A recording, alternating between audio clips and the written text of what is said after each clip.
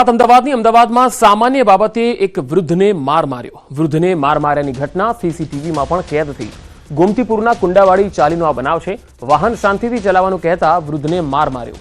આ વૃદ્ધને માર માર્યા બાદ તેના પુત્રને પણ માર મરાયો. ગોમતીપુર પોલીસે 2 લોકો સામે ફરિયાદ નોંધી અને વધુ તપાસ હાથ ધરી છે.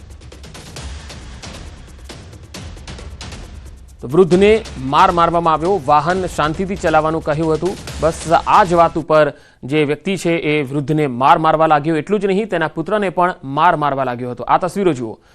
કેટલા અમાનવીય લોકો છે, તેમની વિચારધારા કેટલી ક્રૂર છે અને ઉંમરનું પણ લિહાજ રાખતા નથી, કોઈ પણ પ્રકારની શરમ રાખતા નથી અને આ પ્રકારના અસામાજિક તત્વો જે હોય, રસ્તે રખડતા હોય, એ પ્રકારની ટપોરી હરકતો જે છે એ કરી રહ્યા છે ને વૃદ્ધને આ રીતે ખુલ્લેઆમ માર મારી રહ્યા છે.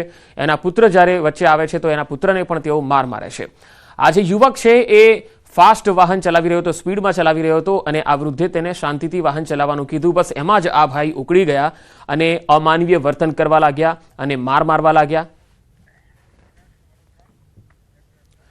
વડોદરામાં અગાઉ થયેલા ઝઘડાની અદાવતે યુવક પર હુમલાનો પ્રયાસ થયો. ગોરવા ભારતનગર સોસાયટીમાં બનાવ બન્યો. માથાભારે તત્વો બાંકડા પર બેઠેલા યુવકો પર તૂટી પડ્યા. જાહેરમાં તીક્ષ્ણ હથિયારથી આતંક મચાવતા દહેશતનો માહોલ સર્જાયો. સમગ્ર ઘટનાના સીસીટીવી ફૂટેજ પણ સામે આવ્યા.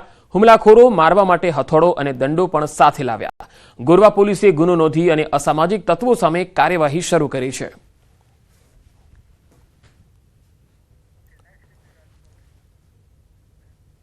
રાજકોટના મનસુખ સાગઠિયાની જપ્ત કરેલી મિલકતનો મામલો ઈડી દ્વારા કોર્ટમાં અરજી કરાઈ છે. જપ્ત કરેલી 21 કરોડથી વધુની મિલકત અંગે અરજી કરવામાં આવી. આ જપ્ત કરેલી મિલકત સાગઠિયા કે તેનો પરિવાર અન્ય કોઈના નામે ન કરી શકે એ બાબતની અરજી છે.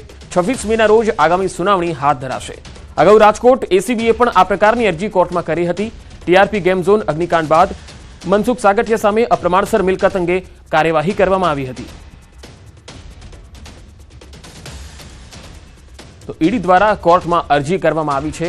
મનસુખ સાગઠિયાની અપ્રમાણસર મિલકતનો જે કેસ છે, આ મામલે 21 કરોડથી વધુની જે મિલકત હતી તે અન્ય કોઈ વ્યક્તિને ન વેચે તે માટેની આ એક અરજી છે. અન્ય કોઈ વ્યક્તિના નામે ન કરી શકે તે માટેની અરજી કરવામાં આવી છે, જેની સુનાવણી હવે આગામી દિવસોમાં થવાની છે. વધુ માહિતી મેળવીએ. સંવાદદાતા રાજકોટથી અંકિત પોપટ જોડાયા છે. અંકિત, ઈડી દ્વારા જે કોર્ટમાં અરજી કરાઈ